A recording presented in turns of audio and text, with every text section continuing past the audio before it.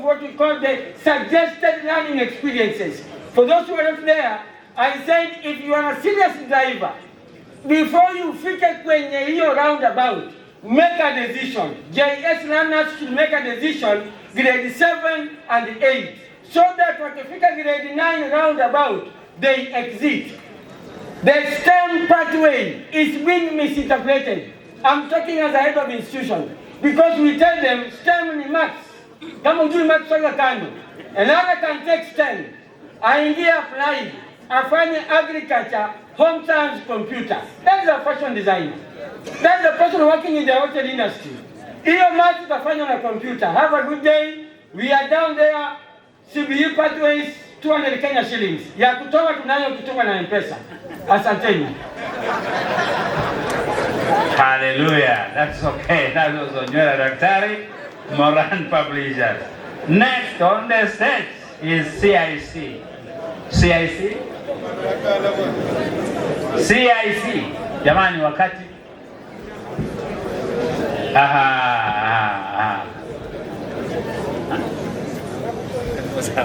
Okay. Distinguished guests, ladies and gentlemen, teachers, I'm happy to be with you here. My name is Ojenge, Agency Manager CSC Bungoma. I'm happy with the partnership that we have with you teachers. In terms of, we have facilities like school bus, we have cover for schools, domestic, and we also have education policies and other kind of policies. I want just to tell you that we have a presence here today. So in case of anything, we are going to be meeting in your institutions and in other places. So mnapotuona mjue sisi tuko pamoja na nyinyi. Asanteni sana walimu, mimi pia ni former teacher, ni retired age 40, but sasa naendelea vizuri, and I'm happy to see some of my former colleagues here. Tuendelee hivyo hivyo, and God bless you. Thank you. Wanaseria hamjambo. Muwazima. Mmehuzunika sana. Hoe. Langu jina Sir Henry Aricha, mkurugenzi kaunti ndogo ya Kimaiti, na pia nawakilisha mkurugenzi wa kaunti yetu ambaye ameshikika mahali kwa shughuli zingine ambazo zilimuhitaji. Tunawatakia kila laheri mnapojivinjari. Asanteni. Hamjambo. Hamjambo. My name Daniel Anekea, Sub-County Director of Education, Vihiga. Delegates, Kepsha delegates, good morning. How are you? God is good. Tusalimiane hewani. Joroge James, TSC Director Likuyani.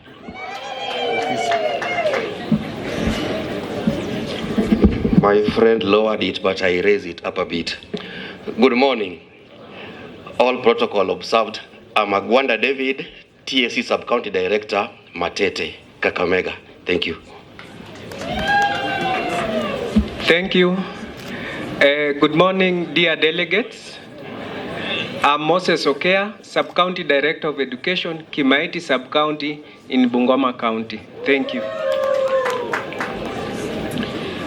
Good morning to you all. Dr. Special Kelo, Sub-County Director of Education, the Royal Mumias West.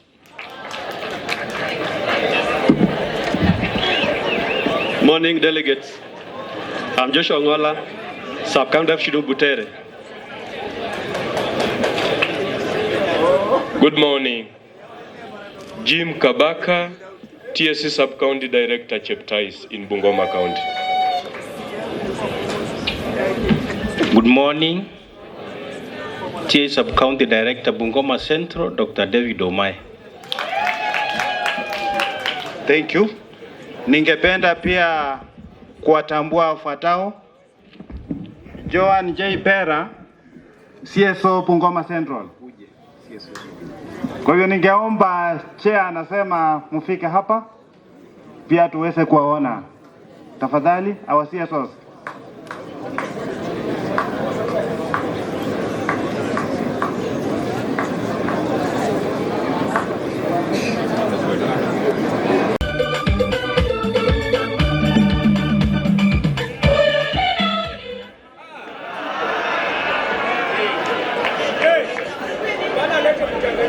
Kwa hivyo tunawaenzi sana na tunafanya kazi mzuri na nyinyi.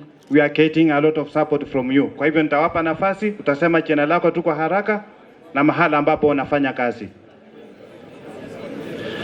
Jambo wote, naitwa Alex Kimtai Simoto, CSO Naitiri in Bungoma North.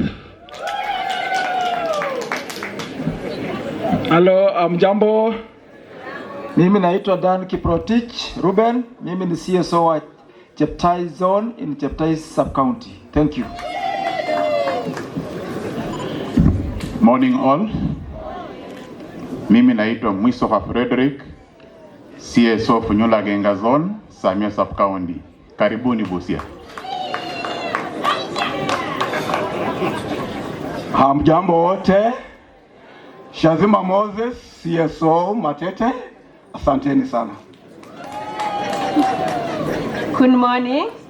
Chebitok Teresa, CSO Kabras North in Kakamega North Sub-County. Good morning.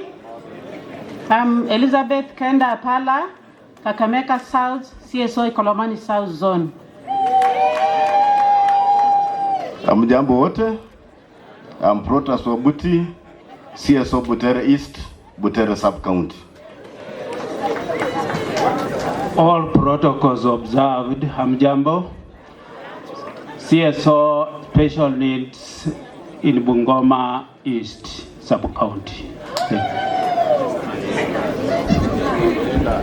Naitwa Vincent Lumbasi Score. Thank you. God is good. Joan Bera, CSO Chwele Zone, Bungoma Central. Nikizingatia itifaki zote ni Chemabus Julius, Curriculum Support Officer SNE, Bungoma Central. Good morning. I'm Ochiko Francis, Curriculum Support Officer, Ohio East North Zone in Nambale. Thank you. Riding on the already established protocol, my name is Josephine Atieno, Curriculum Support Officer, Namwela Zone, Bungoma West. Have a good day. Good morning. My name is Mabel Afandi. I'm the Curriculum Support Officer, Matete East Zone, Matete Sub-County, Kakamega County. Mlembe mwesi, muli abalamu, msangalire. Makanu Simon, CSO Mwibale Zone, Bungoma South. Thank you. Good morning. I'm Timothy Kieni, CSO Municipality, Bungoma South. Good morning all. This is Kariuki Daniel, CSO Ndivisi Zone, Webuye East, Santeni. Hi cousins. Hi cousins. Hi cousins. Kalistas Nambiro, CSO Sangalo Zone, Bungoma South, Kandui. Good morning all. Barasa Joseph, Curriculum Support Officer, Bunyala North, Bunyala Sub-County. Good morning all. I'm Mr. Ngia Kennedy Opio, CSO Bunyala South Zone. Wassalamu alaikum. Huyu anaitwa Sakwa Binokwara. Binokwara na hakiki ubora na viwango Mumias Magharibi. Ama quality assurance and standards kwa wale ambao haelewi lugha ya Kiswahili. Hamjambo. Naitwa George Oduor, afisa mwelekezi wa mtaala Ikolomani ya Kati, Kakamega Kusini. Good morning. Wanja Pamela, CSO in charge of special needs, Kakamega South. God is good. I'm Felistas Butambi, Curriculum Support Officer, Ikolomani North Zone, Kakamega South. Good morning all. My name is Swaswa Julian, the Curriculum Support Officer, Ikolomani East. Good morning. Omela Joseph is my name, Director Quality Assurance, Bungoma South. Good morning. My name is Dr. Caleb Ameka. I'm the Quality Assurance and Standards Officer in charge of Cheptais and Kopsiro. Good morning all. My name is Eric Obiri, Sub-County Director of Education in Matete, Kakamega County. Good morning all. My name is Luche Tulubutse, Curriculum Support Officer, Maraka Zone, Bungoma East. Good morning, everybody. My name is Agnes Washira. I'm the chairperson CSOs Kakamega County. I'm the woman representative of the CSOs at the national level. But I am a CSO in Kabras Central Zone, Kakamega North. Welcome. Kwa hivyo tunashukuru wakubwa wetu. We appreciate your presence in this conference. Na kwa sababu ya muda, I want to invite our speaker of the day, our regional schools auditor, Western, Mr. Moses Oloch, who will be presenting on financial management, bookkeeping for both primary and junior school. Kwa hivyo ningependa nichukue nafasi hii niweze kumkaribisha our regional schools auditor, Western Region.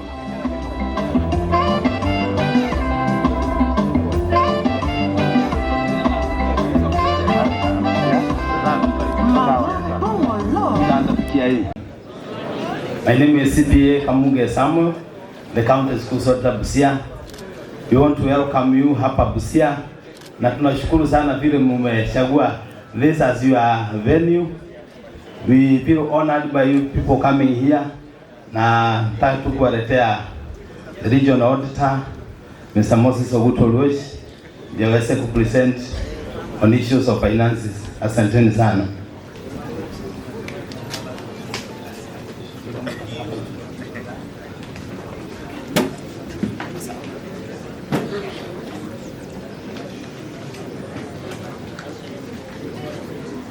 Morning. Good morning. Okay. Thank you very much. The organization of Kepsha region, the education directors that are here, and distinguished guests. Yeah, I am Oloch Moses. I am the regional auditor in charge of Western Kenya. So feel humbled that I was invited to come and do a presentation on financial management in schools in the region. So without taking more time, I would like to draw attention of the membership here that I believe all of you are accounting officers in your schools, and you face the challenges of financial management, and I want to say that we have a first-hand experience with what you go through. So primary education, on the side of primary, we have funds that come from the ministry under free primary education funding, and they come in two accounts. That is the Simba account for tuition and the GPA account for operations in primary. Then in junior school, we have three accounts. One is tuition, next is operation account, and infrastructure. So from the onset, I want to say that financial management is a process, and the process has steps. So So what we must know is that financial management starts with financial planning. So planning is one step in financial management. And in planning, we imply that as all schools should have a strategic plan and also a school development plan. So a strategic plan can cover 5 years. You identify projects that you need to do within the 5 years, but broken down to yearly implementation plans, which we call the budget. Then at the same time, there is a manual for the implementation of capitation funds that was released by the ministry sometimes back. It requires that in every 3 years, we identify our projects, operational projects, that we need to apply the funds to. So that is planning. Now, the next thing is that every school is supposed to have an annual budget. And the challenges that we have found with budgeting is that we have not understood the concept of annual budgeting. So in many of our schools, we normally do some shopping list when the money arrives. Okay? So, and we call them budgets. So, what we need to understand is that before we get the money, we are supposed to project the total cash that we expect in every account and how we intend to spend it. That is what amounts to a budget. So it is the totality of the revenue expected against the totality of expected expenditure. That should be done way before the money arrives in the financial year. So for junior school, because we have not synchronized the financial years for primary and junior, the junior school budget should be ready at least 2 months before the end of a financial year. Like today, we are in April. Then this year, financial year is ending in June. So the budget for junior school should be about ready this April. And it should, being ready means that you have prepared the draft and it is approved by the BOM to a conclusion. And for the infrastructure funds or for infrastructure budget, you know that it has to go through another stage, like the approval of the projects by the sub-county directors, CDE or RDE, whatever the level of investment. So all that need to be ready before the end of this financial year. Okay? So the timing of the budget is very important, and you call it annual budget. Now, when it comes to your shopping list, when the money arrives, you will still do it. Okay? But you do it with reference to the budget that is already approved. Okay? So you pick things on priority, that this is what we budgeted, and the money that has come, this is our priority spending. Yeah, so that is how we are supposed to do it. So the next thing that we have seen is to do with, and this is the third process in financial management, we are talking about procurement, public procurement and asset disposal. So you're all aware that this is an area that is very sensitive and fairly not well understood. So the authoritative position is that procurement is supposed to follow immediately after the budget is approved in April. So you are supposed to arrange, prepare your procurement plan, where you identify the categories of supplies that you will want to buy, then, and that should be in agreement with what you have identified in the budget. then you arrange for those categories to advertise and call your, what we call, you give tender notices. Okay? Now, the other thing that is not understood here is that in procurement, we have certain things called procurement thresholds and the methods that apply to those thresholds. Okay? So we have so many methods depending on the thresholds that are there. Now, I think I want to put it on the record that the methods are many, but there are about 5 that are applicable to ourselves. So what we realize is that not everything that we buy must be tendered. Are we there?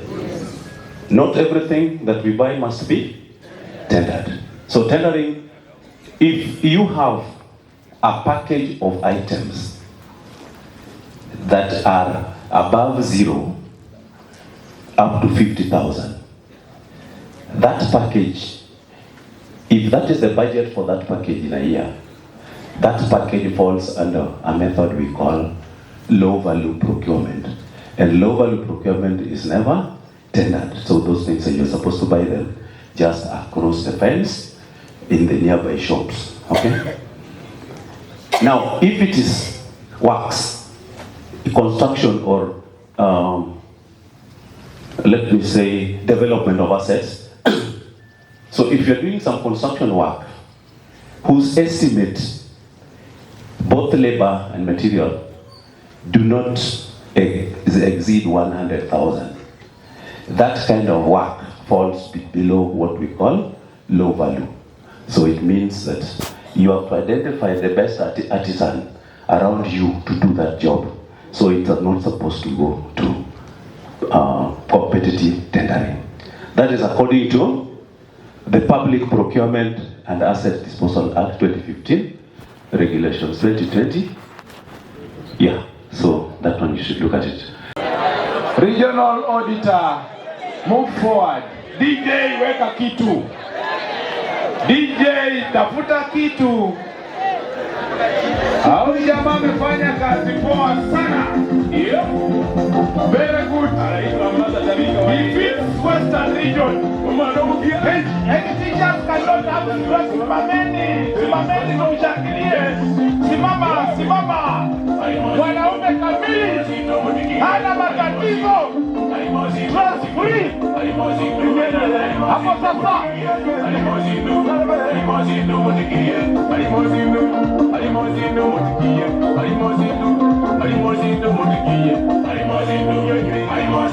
Hallelujah! Hapo sasa.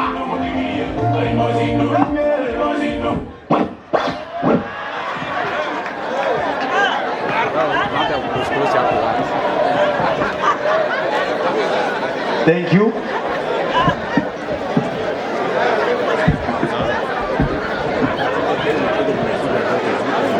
Thank you, our regional auditor. You have exceeded expectation 1. So I want to recognize the following officers. Nixon Okwaro, CSO East Wanga. Luchetu Luhuthe, CSO Maraka. Kenneth Neondo, CSO Kimilili. Masirono, CSO Kimaiti. Kiboi Eric, CSO Kabula. Musungu Oyundi, CSO Navaholo. And lastly, Emma Wamalwa, CSO Likuyani. So because of time, I want to invite the IT team. Kindly, it's your turn. DJ.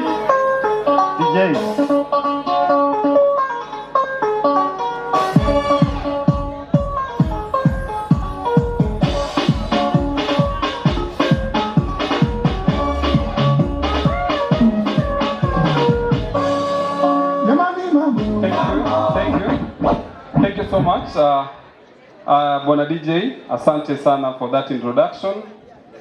I am called Rogers Waswa, the chairman IG SACCO. I'm here because I've been looking at the theme of this conference, which is telling us about shaping the future of the comprehensive school. So I'm here because we also want to shape our teachers so that they can come to those comprehensive schools so well. With me here, I have some delegates. I know they are seated among us. Wherever they are, please, can you rise up and wave to the community that is here? Thank you so much. There are several, they cut across from Vihiga all the way to Busia where we are here. Also, I have my directors that I am with. Allow me to introduce them. He's called Director Mare from Hamisi, Weka mkono juu. Thank you so much. You have Director Pamela Otondo, our supervisory committee member from Vihiga. Thank you so much. And you also have Director Kachi from Mumias, who is our hornsec. Also, I have my marketing manager who will have time to say maybe one word. We are here because of partnership. We are here because this regional conference, we have partnered with them in one way or the other, so that our members or our delegates who are seated, who are you, can also get a benefit from the SACCO. IG SACCO, we know it.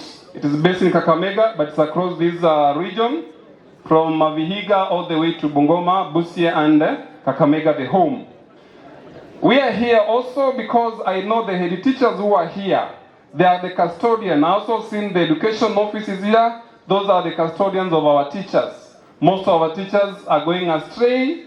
Then it gets a time that they cannot come even to school. They cannot manage their finances. So we are here to talk to you so that you can help us, so that they can manage their finances and they be able to come to school.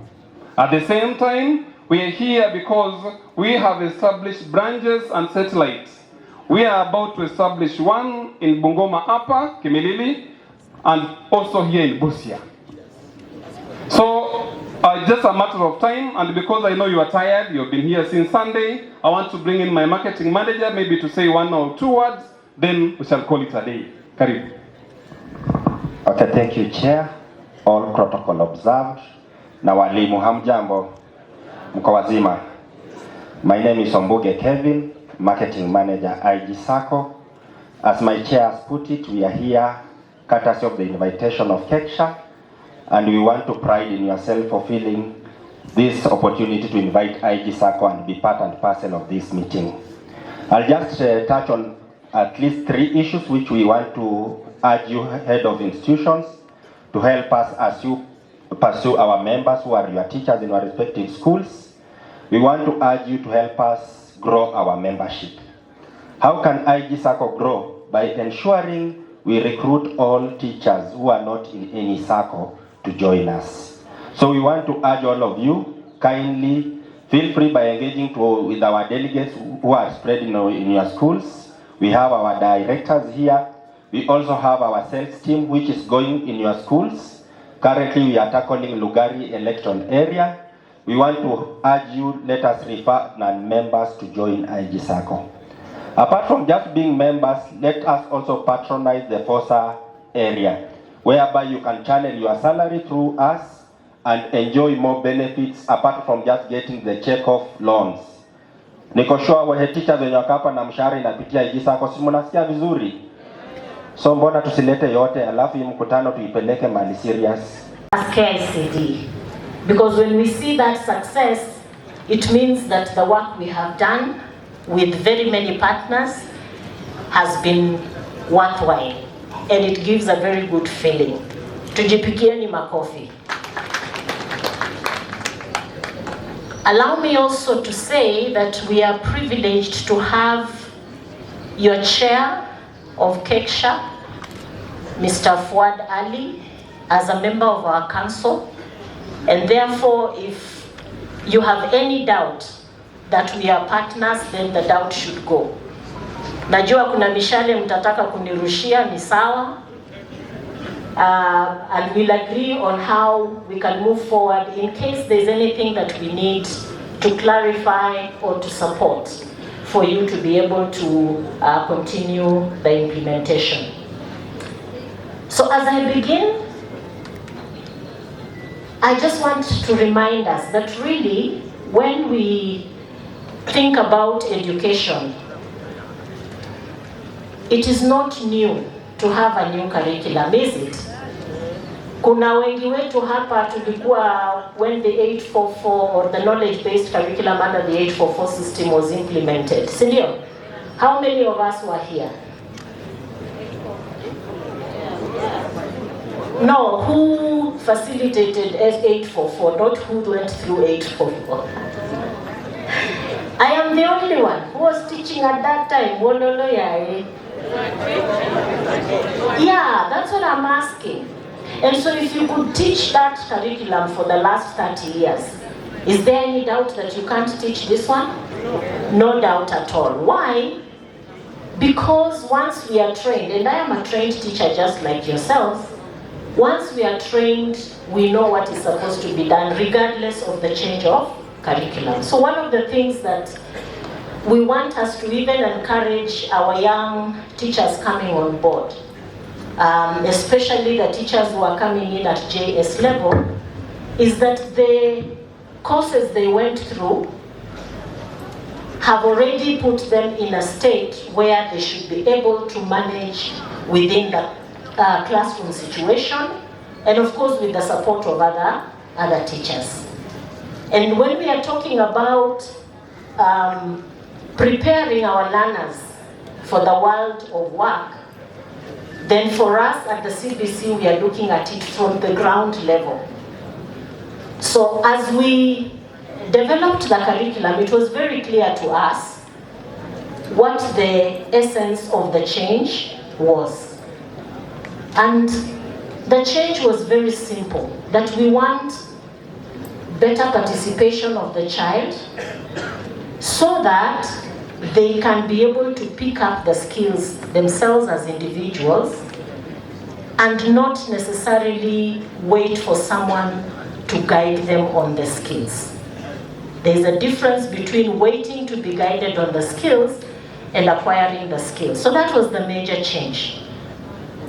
Nothing out of the realm of education, because in education that is exactly what we are looking for, to ensure that this child coming into school is able to come out and feel like they have value added to them.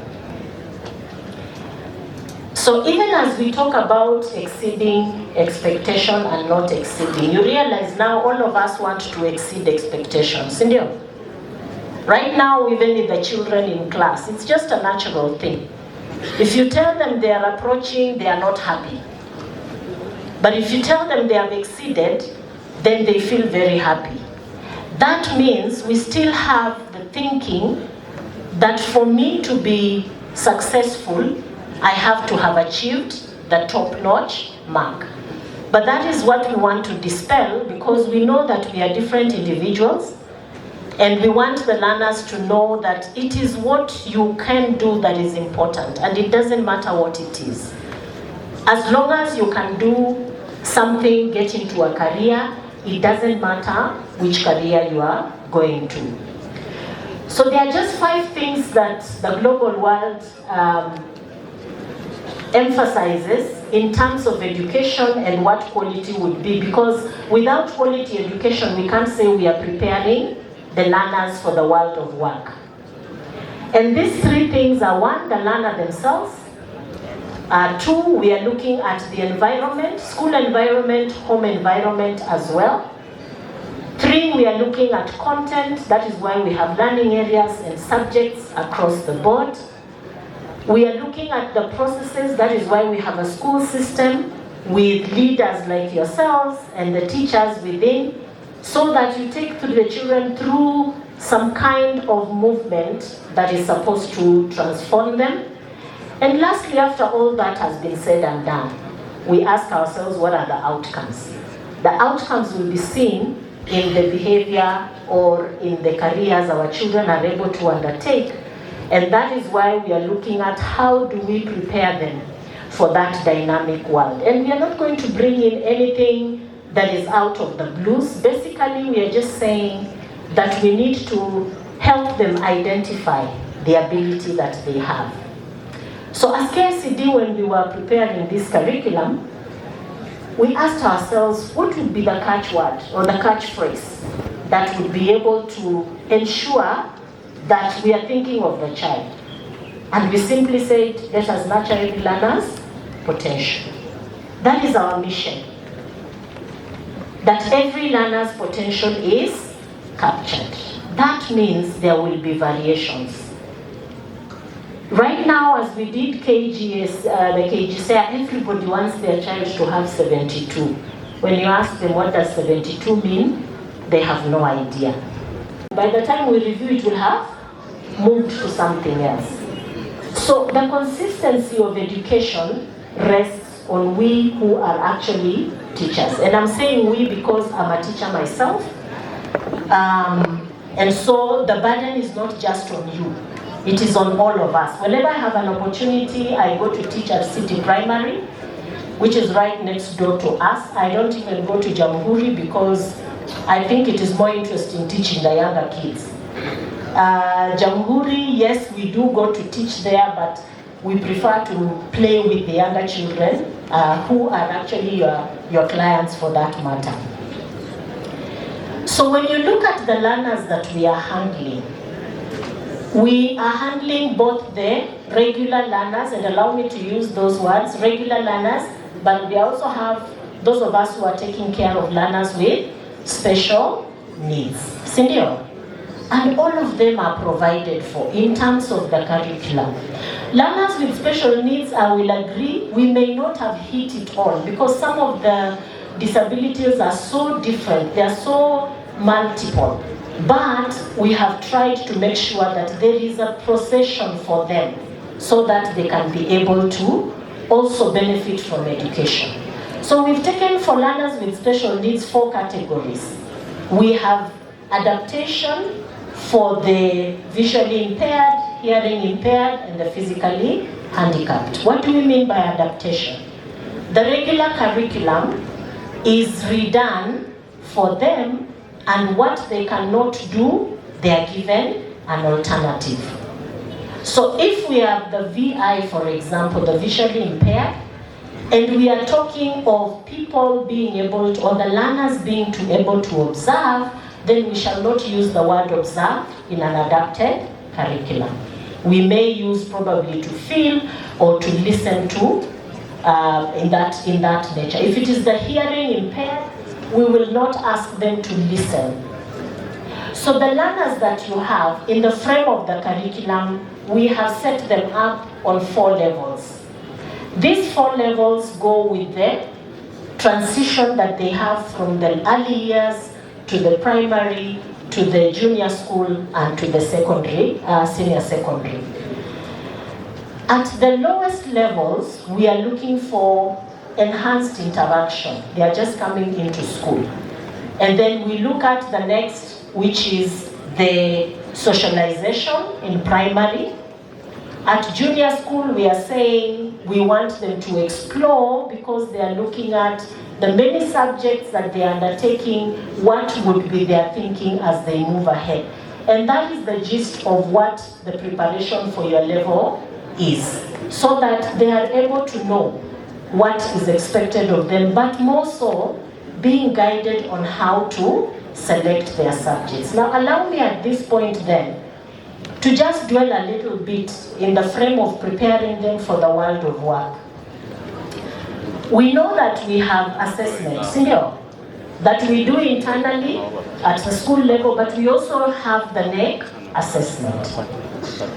Now, assessment in the realm of what we are doing is what is supposed to give us what the child can actually be able to do. So the assessment at school, in my thinking, is very, very important. Not that the assessment at NEC is not important, because right now, you can see as the learners are trying to choose their subjects to do at senior school, and they've been given up to second term because we are just in the beginning of trying it out. They are wavering between what their interest would be what their ability would be, and what they think they should actually be doing. So if you are assessing the learners, the formative assessment at the school, that should be your strength to be able to guide this child on where they are good. Do you agree with me? Because at the school level you can see the consistency. Tuko pamoja? You can see their consistency in their performance. Even if they are going to have that last, the summative evaluation, then you will still want to look at how were they performing. Because when we talk of interest, a child will want to do something because others are doing. I trained as a teacher, but not because I knew what I wanted to become. Honestly, for me, and allow me to use my example because I'm a very interesting person. For me, I really didn't have a career. I was just going to school.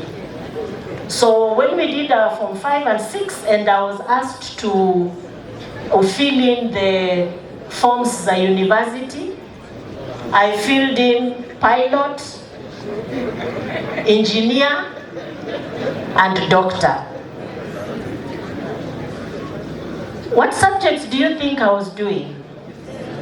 Mkiniangalia mnaona nilifanya subjects gani? Okay. You are shouting very loudly nilifanya STEM. Si mnaona mimi nakaa kama STEM? I did Kiswahili, CRE, and literature in English. Na sasa mimi nataka kuwa pilot, nataka kuwa engineer, nataka kuwa daktari. That is the height of, allow me, foolishness that you may have, even in our children today.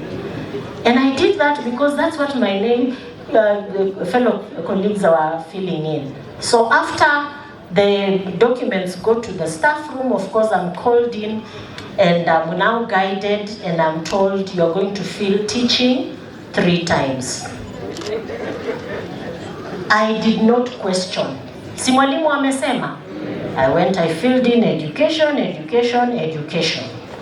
But as I went back to class, I asked myself, okay, why a teacher? I didn't think I would be a teacher because I was small. I didn't have this meat on my body. So you can imagine me, a slender, small girl. And I went back to my teacher. I was in Mukumu Girls. And I asked my teacher, why did you tell me to be a teacher? And she said, for 2 reasons. One, because you're very good at communicating. And 2, you find it very easy to organize the teams in class. I make sure I give you to organize teams in class because you make noise. But I've realized even though you will stop making the noise, you're also good at organizing the teams. And so from that day, I walked around feeling like a teacher. Sijaenda university, hata sijui kama nitaenda, but somebody has sown a seed in my mind, and so I simply used to go whenever there's an opportunity. I am the one writing the date on the blackboard. And this is the teacher I am today. I've never regretted. What am I saying? As we guide the children, you cannot guide them without knowing what it is they are good at. And who better to do that than we who handle those children? Now let's look at the pathways. We have how many pathways? We have 3 pathways. Which are these 3 pathways?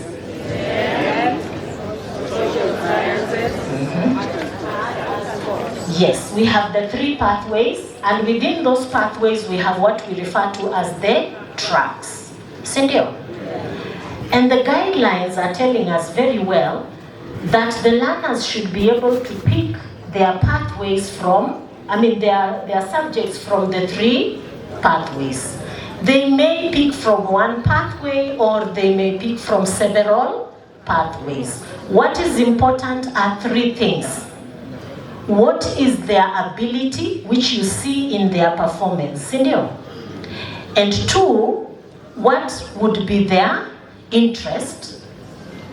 so that you are able to, what would I say? You are able to compromise between interest and their performance. But for us, performance is where it takes the niche. Because there are children who will say, I don't like a subject, but they are performing very, very well. These are the children you should encourage that they actually pick those subjects, because they may not know that's their career path. And as they pick those subjects, I think we need to, you as the leaders and your teachers, will have to go a step a little higher to find out what careers are there now in this country. Careers have really changed. You may visit the university websites and just see what are the combinations for different areas. You will also be able to find that information on the COOPS platform so that you can see the combinations they have made. And yes, you can use the senior school guidelines for the areas that they have combined. But you will also find there are children who may combine subjects in very interesting ways. I have a niece of mine who is doing theater and film. That's from the arts and sports pathway. Sindio? And then she comes in and is doing literature in English from the social sciences, and she has decided to do commerce in the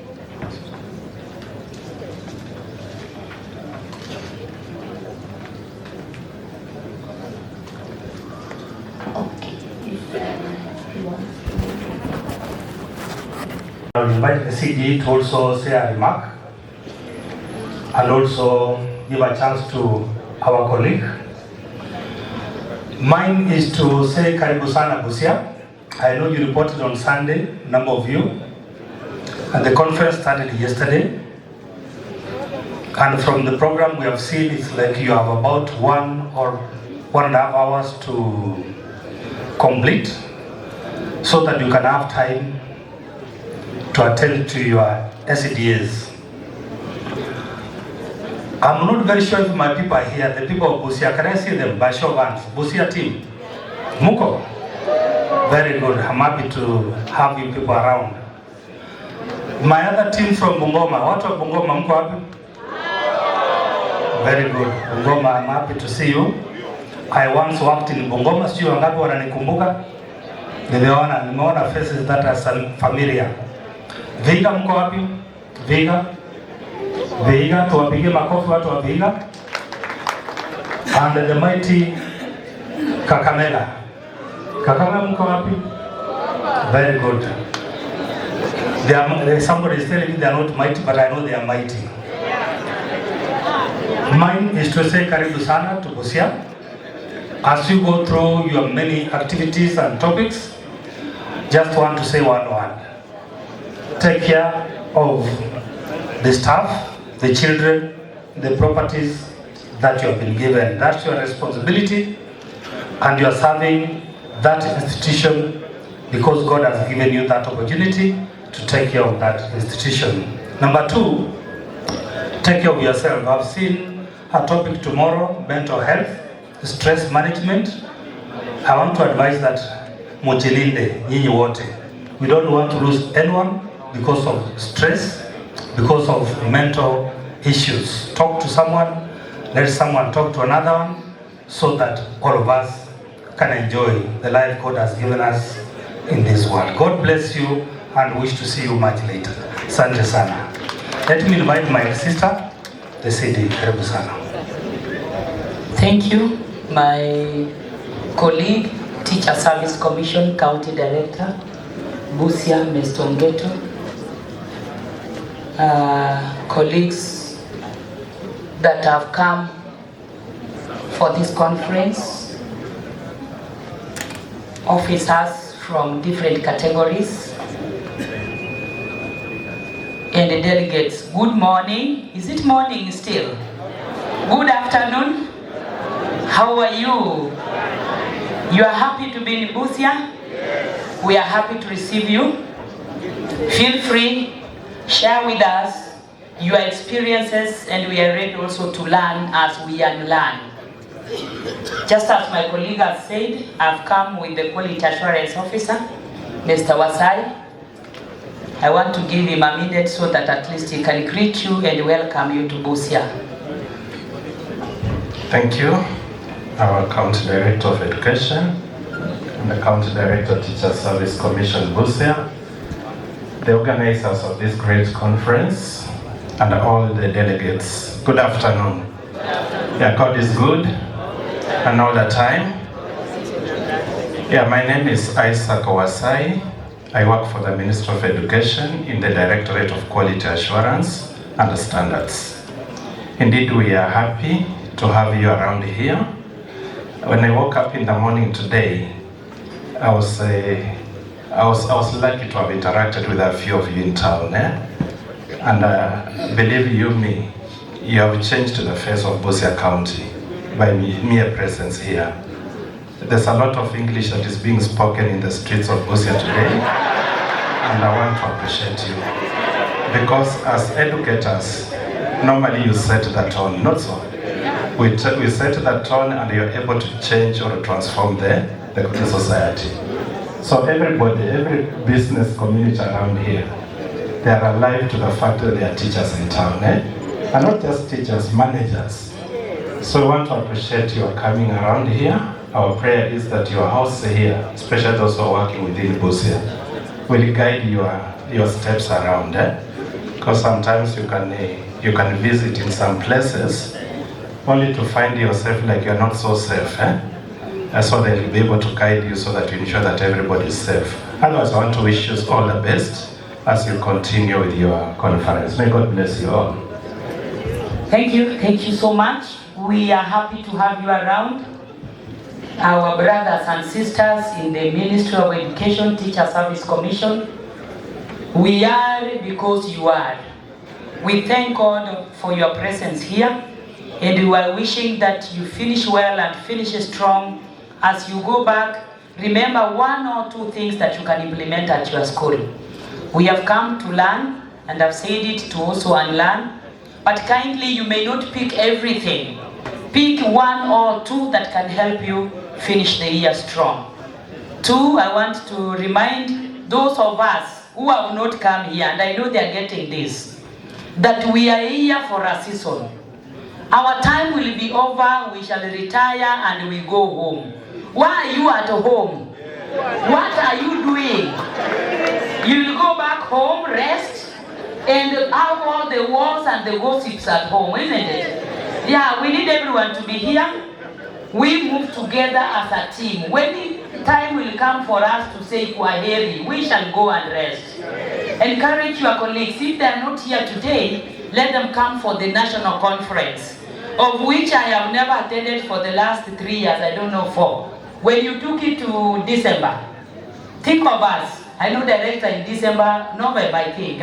We are not there in November, but our sub-county directors are always, not even sub-county directors anyway.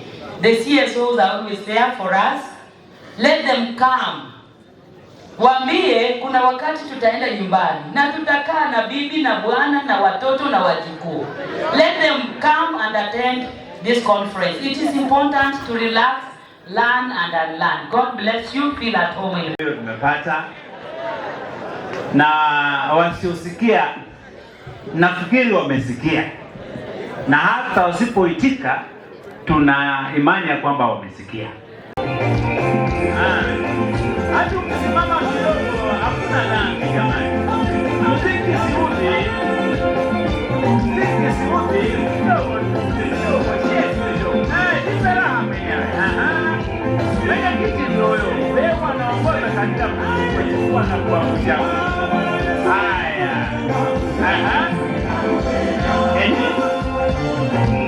Okay.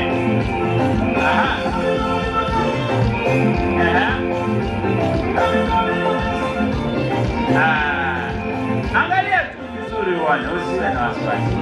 Amefika area na tayari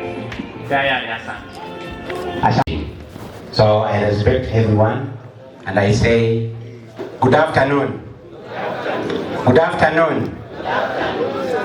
Majority of you already know me. How many have never seen me? Oh, you have seen me today? Yes. For the sake of those who are seeing me today and the others, my topic has been covered by the education officers. So I am not going to cover that topic. What I'm going to do is to tell you, standing before you is a product of comprehensive education. This is a product. Your school was changed the name to a comprehensive school. Si kama mnajua kwa nini inakuwa comprehensive? Si tunajua. So, but before I begin, I want to thank the board of the Western Region Kepsha for inviting me a second time. And especially the chairman, I suspect, this is suspicions, the chairman is evil. I suspect he invited me back because last year he missed. Leo amesikia alikuwa nakula, amesikia amekimbia amekuja. Karibu chairman. So thank you for inviting me, and it is not always a guarantee that you'll be invited. Asante sana. Na walimu, actually nyinyi ni leaders, sio walimu. I am happy the way you are waiting to hear from me. And I want to take a very I will not take long. I will make it very easy, very short. And my topic is achieving universal education for special needs education. Special needs ni watu kama mimi. Ati I have special needs. I have held mic. Do I need special need to hold the mic? Am I having any special need? Si nimeshika mic. Hata kwa nini unatuletea? Kwa nini unatuambia sisi ni special? We are not special. Okay, the time is okay. We are not special. We are just unique. We are unique. Unique. We are not special. Unique. So as we continue, I only have 2 names because of the economy. So uchumi ni mbaya. Msipeleke mahali mnapeleka. Nasema uchumi ni mbaya? Ni mbaya. And I also use my names economically. From Monday to Saturday, my name is the one you are seeing in the program, Ipale. Ipale is Monday to Saturday. On Sunday, I am very close to God. So I am God free. When I was young, I was saying God is free. So those are my names. I use them economically. I was born here in Kolanya. I passed geography, I don't know where Kolanya is, somewhere. So I was born in Kolanya. And I went to school, Kolanya. So everything almost Kolanya. Sorry, leo mtu wa kamera mimi tatembea hata nataka kutoka. So I was born in Kolanya, and I was born in a comprehensive family. Umesikia? I was born in a comprehensive family, and therefore I was hivi. Hata wanasema sina mikono. Nyinyi ndio hamna. By the way, I have fingers. Who wants to see? Kuna nataka kuona. Naona Madam Jackie anacheka. Wacha nimuonyeshe. I have feet. Because she was trying to see how I take nakunywa maji lakini alikuwa Thank you. She's moved. Sona vidole zangu ziko ngapi? My fingers are how many? There are 5. On this hand, thank you. There are 5 fingers. And on this one, there's 1. What happened for those ones who are seeing me for the first time is, all of us were created by God. But me, I was being created around lunchtime. Kitu 12:30 kama saa hii. And what God was doing, aliweka 1, 2, 3 dots hapa, akitaka kumalizia, akaweka kamoja hapa, akaenda lunch. Kengele ya lunch kagonga, akaenda lunch. He did not intend to stop there. He was going for lunch, then come back and feed. When he came, because I was a naughty boy, very naughty, saisi ndio niko shy, yeah, see, I'm shy, I cannot see you, I cannot look at you in the face. So, because I was shy, not at that time, God came and called, hey, pale kama I finished, I said, I'm staki. He called me a second time, akasema staki. He called me a third time, akasema, usinisumbue. Then God said, kakae hivyo. So, God left me like this, not because he wanted, because I chose it. I chose to be disabled. The fact is I did not choose. The thing I am trying to pass the message here is, there is nothing I can do with this disability except accepting and moving on. So in your school, in your village, around that school, there are kids who are disabled. I know don't use the word disabled nowadays. Like they are disabled. They are saying they are challenged. They are what? Even you are challenged. Mimi nimeandika kitabu, wewe umeandika. Challenge kubwa. So all of us are challenged. So let's just accept that these ones children who are born disabled, but they have a big ability. God, I normally say this, God left me like this, but he did not leave me like this. Mungu aliniacha hivi lakini hakuniacha hivi. What did he do? He put in these hands potential. He put in these hands ability, aliweka uwezo. These hands today can write faster and better than you. Na siringi. Kuna mtu anataka kuona, there is no time. Kuna mtu anataka kuona. Mtaka kuona? So you want to go and eat. Who wants to see? Yule anataka kuona, sasa nitakuita bazukuja hapa niandike. What happens is this, ladies and gentlemen. Life is difficult but not impossible. Maisha ni magumu lakini yanawezeka. But it is only possible if you give somebody an opportunity.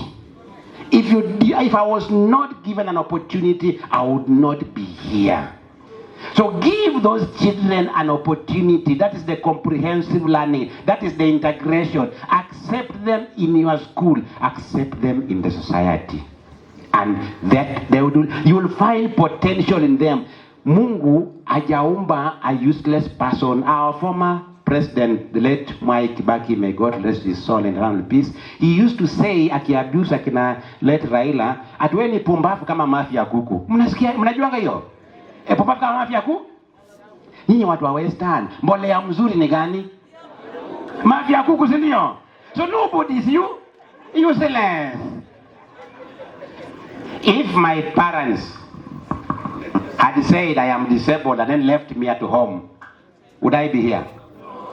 If the school I went to said, hii si shule ya walemavu, so kulikuwa na shule za walemavu bado ziko, ndio? Because today with CBE and CBC curriculum and CBE education is learner centered, not learners. Sio kama mnajua hiyo, ni learner, not learners. Angalia ipalei ana need nini ndio asome. Si angalia class, angalia mimi niliangaliwa hivyo. So mtu ambaye anataka nimwandikie, sorry, it's not easy. I went to school not today, 19 huko. Mtakijua 19 huko kabisa. I haven't forgotten. Kenya sisi nayo bad news ina spreading very fast, lakini ile mzuri hii haiko. So it spread. Why? Because a unique child amezali hana mikono. So nilizaliwa huko Kolanya, but I grew up there, and it took me 9 years to get to class 1. And I cannot blame my parents because, come on, kwenda shule si ni kuandika. Sasa kataandikaje? Ana mikono. Good luck, I said God created everyone with potential. So kwa hii mikono alikuwa ameweka potential. When we were looking after cattle, nilikuwa nashika kijiti kama vile nimeshika hii mic kupigia ng'ombe. Then I have an elder brother and cousins in the village. So when we were all going to look after cattle in the bush there, they practice what they learned in school using their index finger. Wanaandika chini kwa mchanga. Then mimi na kierere yangu pia nikaanza kuandika na hii mkono yangu. Na mahali naandika ni kama mahali nyoka imepita. Wakanichora wanaipale nikalia macho. Life is deep. Life is deep. Kulia machozi ni mzuri kwa sababu ilinisaidia. So nilia machozi hivyo, lakini eventually, not that I planned, not that anyone told me, using that stick for looking after cattle, nikaanza kuscribble na hicho kijiti chini. Then one day, by good luck, one of my aunts was a head teacher in the Kolanya boarding primary school. Alikuwa amekuja kutembea, tukamsalimia, we went to play. Nikaanza scribble down and she saw me. Then she was like, aya, kanaeza. Then she came, looked at what I was doing, got me a shorter stick, and that is how I started writing. So today I hold the pen the way I am holding my mic and I write mzuri. Nionyeshe tu Madam wa KCD peke yake sio? Nyinyi mnataka pia kuona? Madam wa KCD tunataka kuona. Nikuja niandika hapo. Sasa ngoja niandikie tu yeye peke yake. Nyinyi wengine hamtaki, si ndio? Mnataka? Kweli? Kweli? Before I go there, my voice is big. I have a pen in my pocket. So I remove it just like you. Ndio hii. Si ndio hii nimetoa? Imeanguka. Naenda vidole 10. Inaanguka na unafurahi. So it is here. But bad luck inasangu. I will pick it without struggling. We have a big ability. Sisi si walemavu. Si ndio hii?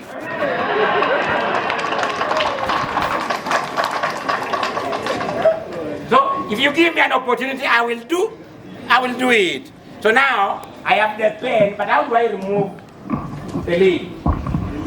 The lead is here, and that's how I get. In my life, I normally say there is always a way. There's always a way. And the way is not the conventional. Si ile ya kawaida peke yake. Kuna njia ingine ya kufanya kile tu ambayo nyinyi mnafanya. Wewe una mikono miwili, unaweza shika pande hii na pande hii na utoe. Mimi niko nayo lakini imeringa kumea. So, we do teamwork with my body. I use my mouth. Natoa hivi. Alafu naweka hivyo. Alafu naanza kuchapa kuandika. Oho! Ni tamu, ngoja nianzie kwa Madam Jackie.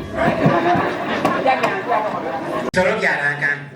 So if you really need, nikimaliza niko tu hapa, protocol haiko sana. Kuja tu hapo mbele nitakuandikia. But the most important thing being kept at home. I don't blame those parents so much. They have not been exposed. They don't know. So you who is here, the head teacher, who knows? You who is here now, education officer, who knows? Please walk there. If you can walk with that book of mine. I have some copies here, lakini sikuwa najua Oxford wako hapa. Sasa siji zangu pia ziko hapa, lakini walk and tell them there is a man without hands, lakini amesoma. By the way, nimesoma paka university. Na si kwenda university yoyote ambaye madam alisema ati hajaenda university. Kuna university watu wengine wameenda. Mimi nimeenda the University of Nairobi.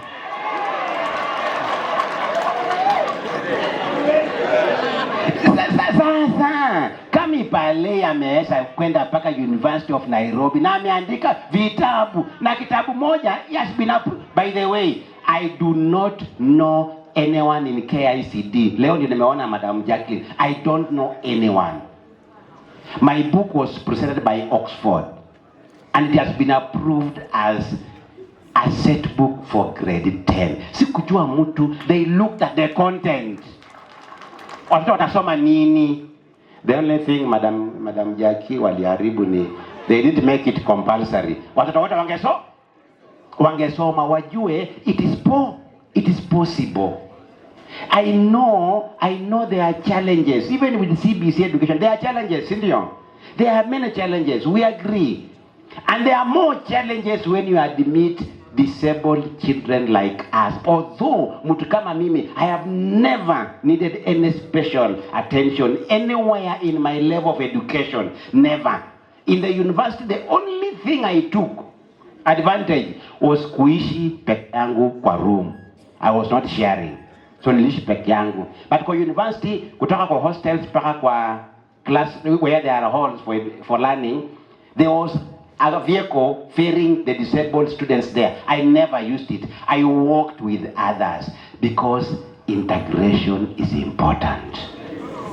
Please, integration is important. Because of integration, I looked at my brother's writing and I discovered how to write.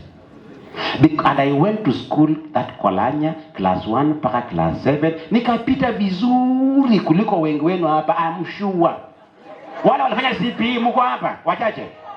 Wengi wameretire, si ndio? Mko hapa. Mulipata points kweli za maana. Me, I got 30 out of 36. Wewe ulikuwa hapa karibu. 30 out of 36. Bila mikono. Examiners wako Nairobi wali mark karatasi hawajui hii ni ya mlemavu. Ni ya mtoto tu. So I passed and I went to form 1, form 4, nikaenda form 5, mpaka form 6, nikaenda university. Challenges are there. Even for the disabled, like me, my challenge when I was going to form 1 ilikuwa kubwa, mbili kubwa. Moja ilikuwa singeweza kuoga, nilikuwa naoshwa na ndugu yangu mkubwa na mdogo. Singeweza kuosha nguo zangu zilikuwa zinaoshwa na mama yangu ama dada yangu mdogo. Sasa natakana kwenda boarding. How do I go? Sintaoza. My father tried and took me to the head teacher principal and I said, wacha awe day scholar, sababu ilikuwa Kolanya. Wacha awe day scholar. Head teacher akakataa, akasema hapana. Siko ubaya, akasema wacha awe boda, lakini akitaka kuoga akimbie nyumbani 4 kilometers away arudi. 4 kilometers si mbali. Siku hizi ndio mnaingia boda kila mahali. Kitambo tulikuwa tunatembea kwa miguu mpaka hapa Busia kutoka Kolanya. Leo boda. So the head teacher said, nitembee kwenda kuoga na kuru weekend nenda nyumbani kuosha nguo na kuoga. My dear friends, I want to tell you the truth. Life is difficult. I used to shower only twice a week. Wednesday na weekend. Hapo katikati kama kuna mtu alikuwa ananuka kwa class nilikuwa mimi. Nasitaki kujua. Like those are the days, by the way, I only used to wash my face. This hand, this elbow can wash my face even today. I can get water to my. Ebu wewe weka elbow yako hapa. Let's make it worse. Let's make it worse. Can you put your 2 elbows, let them meet behind your head? Hivi. Sugera nyuma ya kichwa hapo hivi. Like this. Your elbows, not hands. Mnajua elbows kwa msoma. Elbow. Hakuna mtu anaweza. Sasa. Between me and you, nani mlemavu? Alafu nasema sisi ndio tuko challenge. Nani amekuwa challenge? So we are all disabled. It's just differently. We are disabled differently. And therefore you are able different. Tunawe. So kila mtu anaweza. Huyo mtoto hapo kwa hiyo vile jamaa hapo kwa shule yako, usimuone, don't look at their disability, look at their ability. Discover what can they do. Sometimes just leave them. Me, there was no, today there's a government no special education, blah, blah, blah. Sikava inajua. But during our days, there was nothing like that. So me, I was just left to live. And I discovered ways. And I've done many things. This guy, after first term in primary, Second term, the sports teacher saw me. He had not seen me first term. Saw me, and I used to play football in the primary. Kolanya tu hapo. So alikuwa ananiona. Sasa akaniona akasema, Ipale. Sijakuona kwa uwanja. So I could not tell him because I was a mono. I could not tell him siesi yoga. What I did, sasa nikaanza kwenda kwa uwanja. By the way, I play football. Wangapi wameniona nikicheza mpira? Walimu lazima wako hapa. Nilikuwa naitwa nani? Malaria. Yaani nikishika mpira defense anashuka na malaria wanaanguka. Yaani sasa kama mimi nashikisha watu malaria na wewe.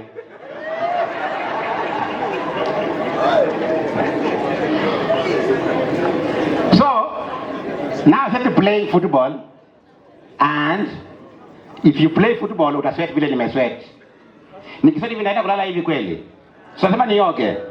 Now it forced me every day. 5:30 after sports. I rush home, shower and come back.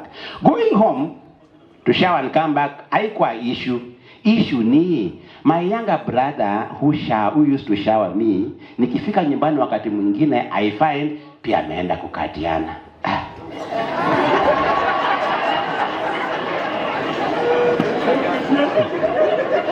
Hiyo mjasikia. So ameenda. Na hakukuwa na mobile phones. So nikipata mama ama baba, I ask, where is he? Atanipita hapa. So I started imagining where he might have gone. I reached that home, he was here but he has gone there. He was here. Ilikaa hivyo nikasema, until when? They must be away. So one weekend, I went to Malakisi. Watu wanajua Malakisi. Nikanunua karai. Those days tulikuwa karai kwa besen. Nikanunua karai, nikaenda kuficha kwa dormitory. After preps, 9:45 it was the end. 10 everybody was asleep. There was no steamer. It was a generator. Inazimwa. Ilipozimwa nikaenda kuanza kuosha nguo zangu. My friends, ladies and gentlemen, I can wash these clothes. I'm saying I can because hizi kuna mtu nimedanganya ninaishi na yeye. Ndiye anaosha. Amukushika hiyo nimedanganya na mwingine yuko tu hapa mbele, so atakuja kuendelea kuosha. But I washed these clothes. It was not easy, but I can wash them. I don't think you want me to demonstrate. Unataka demonstrate? Hapana, si ndio? So after I actually wash with these hands by pressing chini. I press chini kwa besen. Sasa kwa kola hapa zinagonga chafu kidogo. So that one now I squeeze kutumia mkono. Hapa tu. I just sukuma hivi like that. Ikiwa ngumu sana finya. Oh, sorry Mike. I finya like that. Alafu naosha. That same night after discover, when you discover you have won, you get excited. So I got excited and said, wacha niende nioge. Nikabeba maji, by the way, I can carry water. Leo Madam Jackie daktari. I can carry that Madam Jackie. Nazambeba. Atumesema ngwae kuja. So kuje.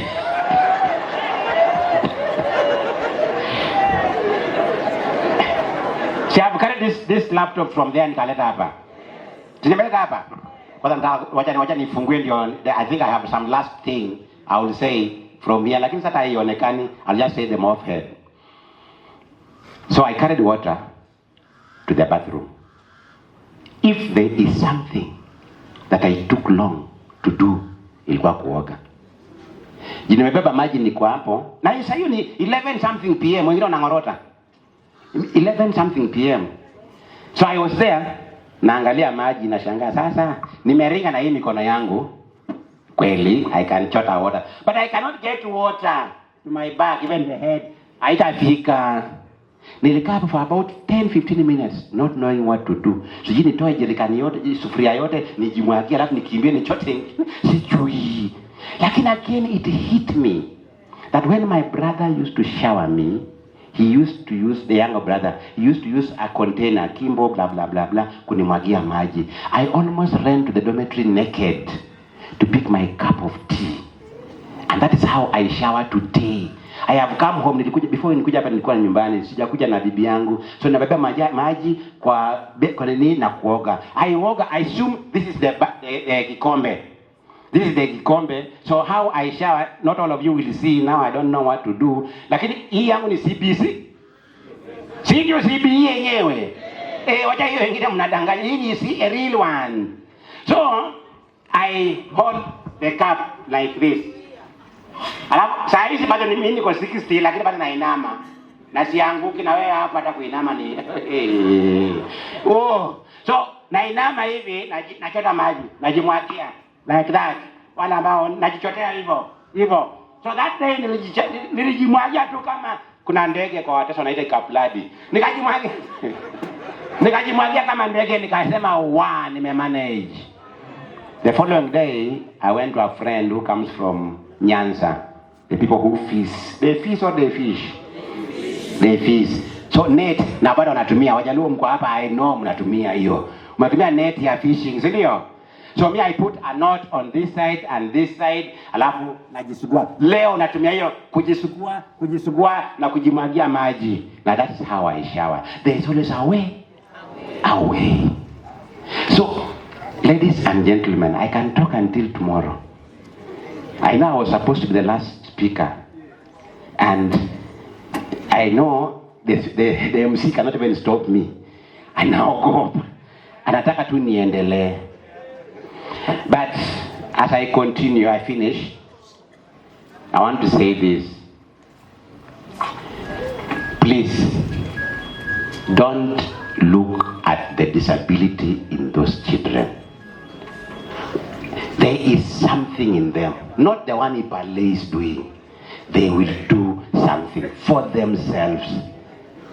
The education is CBC, CBE. I learn at my pace, not your pace. Are we together? Me, I was a normal child. The only thing I don't have ni mikono, but my brain is okay. So I learned the same speed with others. But those other children, they are special. They learn in a different way. Maybe if I had been taken to a special school, I might not have been writing with my hands. Maybe I would have reached my leg. Are we tunaelewana? But because it happened that mtu aliniona nikishika mkono hivi, I went. So I could have been using my legs, but I still said nitakuwa naandika. I will still be writing. So please, don't look at the weakness of those children. Number 2, you are the light in the community where you are living. Your village community where you are coming from, you are born, and the school which you are leading, which you are heading. You are the light there. If you cast the local administration, they will tell you kuna mtoto amefungiwa huko. Ama kuna mtoto aendi shule, enda huko, ambia mtoto akuje shule. Some of them need special treatment, special equipment. That is true.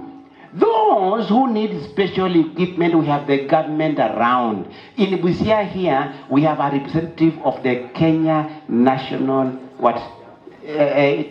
naitaja hiyo, ile ya disability. PWD, persons with disability something. Iko hapa Busia. Go there, they will direct you where to go to. Don't leave that child there na akae hivyo. Mimi ndio huyu hapa, I am a potential governor wa Busia. I'm not saying I'm going there, miss, just hapana. So please do that. Nataka kumaliza kwa kusema hivi. I'm finishing by saying this.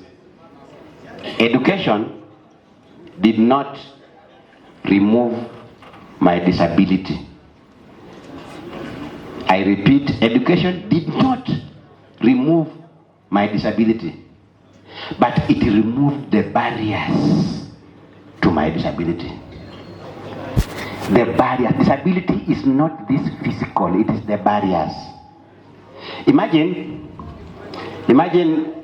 Chairman Andrea Musale, if we had invited a speaker who is on a wheelchair, angepanda aje hapa. Sasa ungesema ati huyo mtu hawezi, ako disabled. Ni yeye environment imemfanya hawe disabled. Otherwise angepanda, lakini wewe umeweka stairs. So our environment, our barriers, sitolewe. Now education can remove some of those barriers like it has removed for me. It has removed for me. So, ladies and gentlemen, I don't want to talk too much because I don't know whether I'm the last speaker, there might be others. So, I want to tell you, you've been shown my book. I have other books. I am still writing. The county director of education said, you will retire. Please don't retire and go and sleep. There are so many things you can do. And once I don't wait for pension, you answer kufanya kufuga kuku. Sitakufa. Anza kufuga kuku saa hii. You learn the challenges saa hizi so that when you retire, hiyo pesa kidogo isiende mbaya. Ndio you learn now. Tuko pamoja? But my point of course is, please give us a chance. Integrate us in your schools. We will learn. Those ones who are severe, the government knows where to take them. So it is you to enlighten the parents and the community kwamba huyu aispenya hapa tapeleka yeye huko. So kwa hayo mengi na machache, naomba by show of hands, how many of you next year will struggle? Mimi napeleka next year will struggle to look for wanafunzi walemavu kwa hiyo village ya shule yako. How many will look for them? Oh, you already there. You have them. Ongeza. Sawa. That village they are there. Thank you very much, ladies and gentlemen, for listening to me. Asanteni sana, Mungu awabariki. It is possible. Thank you.